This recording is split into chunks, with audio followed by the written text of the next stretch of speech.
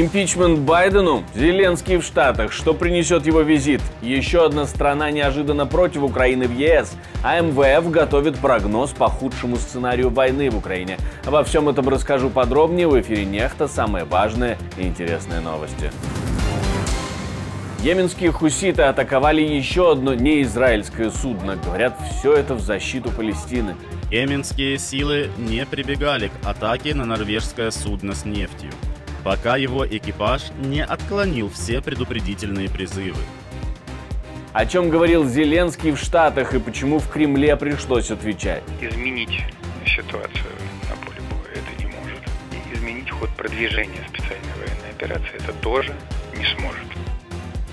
Великобритания передает корабли. Королевские ВМФ помогут Киеву защитить свои берега. И это критический сигнал президенту России Владимиру Путину, что если кремлевский деспот считает, что мы отвлекаемся на события на Ближнем Востоке, то он ошибается.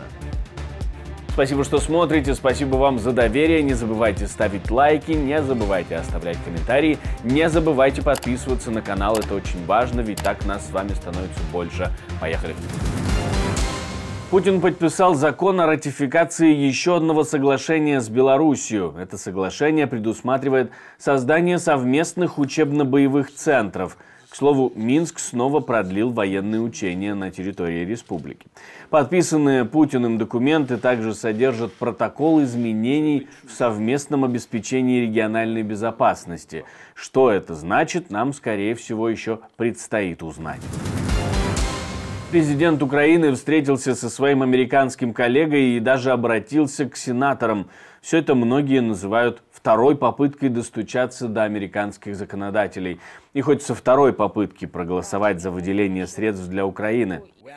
Когда свободный мир колеблется, диктатуры торжествуют. И с ними считаются самые опасные амбиции. Каждый из вас здесь понимает, что значит для солдата ждать боеприпасов. Ждать неделями, месяцами, не зная, придет ли вообще поддержка. Каждый из вас, имеющий опыт командования, знает, что значит, когда вместо того, чтобы двигаться вперед, вы просто наблюдаете, ожидая бронетехнику или оборудование, в то время как ваш враг доволен и готовится к нападению.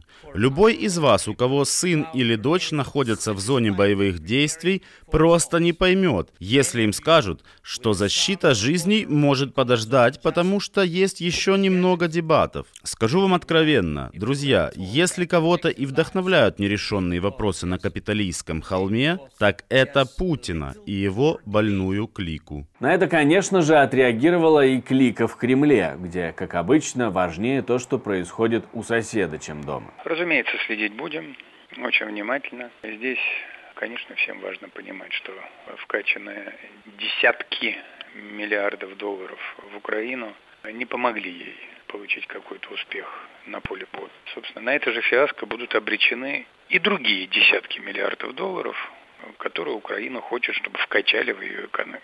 Этот процесс мы прекрасно понимаем. Изменить ситуацию на поле боя это не может. И изменить ход продвижения специальной военной операции это тоже не сможет.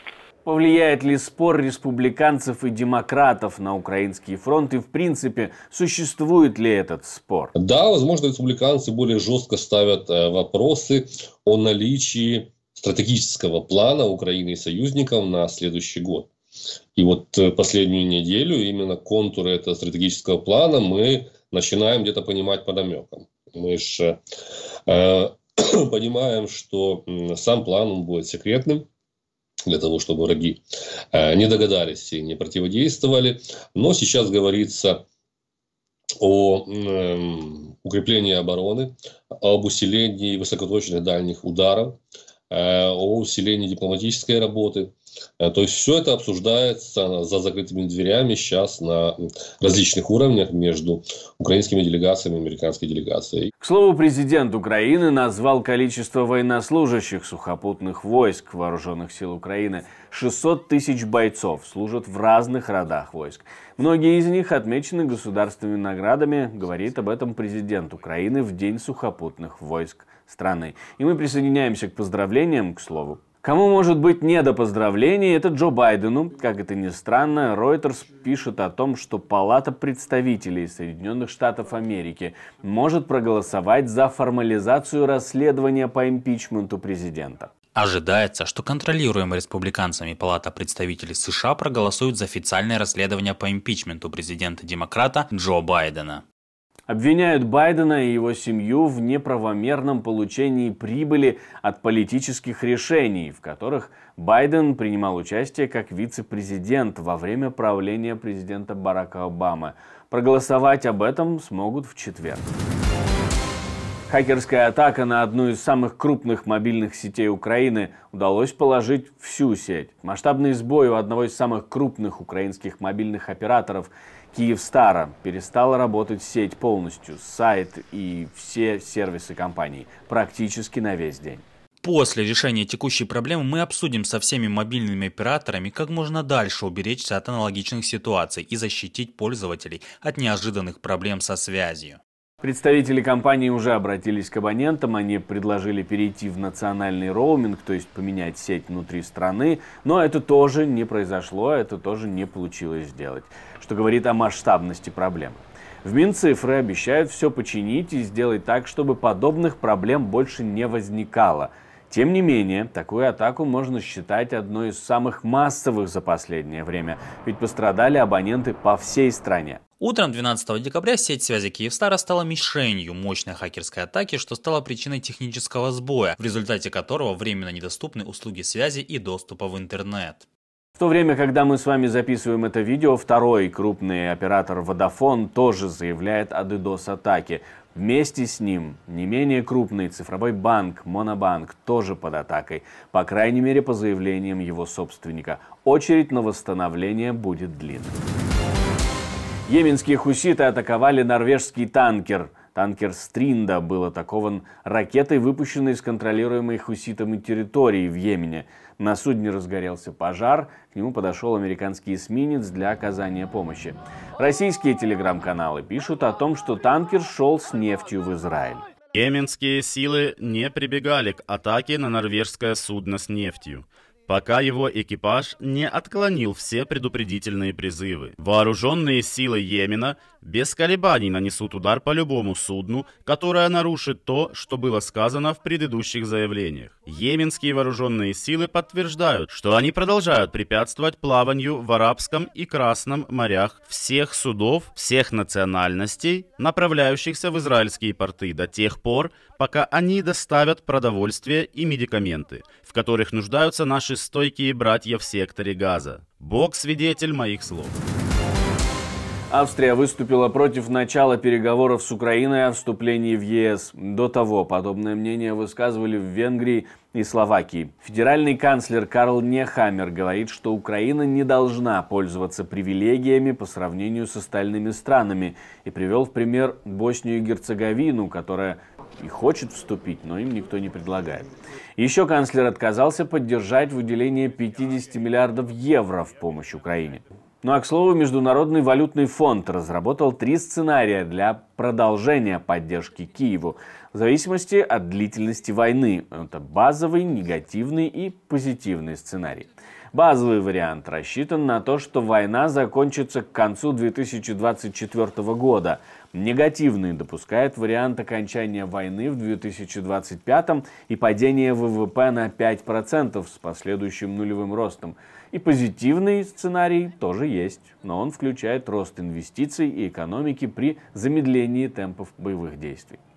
А вот Великобритания продолжает передавать помощь более материальную. Теперь 2 тральщика королевских ВМФ переходят в ВМФ Украины в рамках создания новой коалиции морской обороны вместе с Норвегией, чтобы помочь усилить морские операции Украины.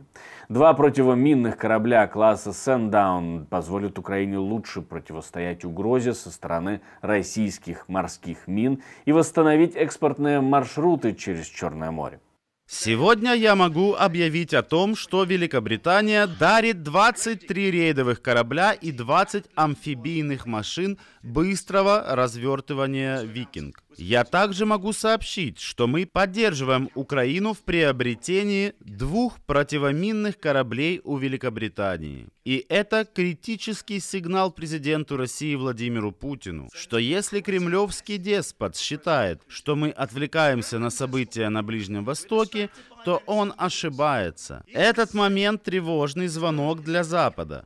Момент еще раз подтвердить нашу полную, абсолютную решимость и доказать, что Путин ошибается. Великобритания вызвалась укрепить военно-морскую оборону Украины и улучшить ее способность действовать вдоль собственного побережья.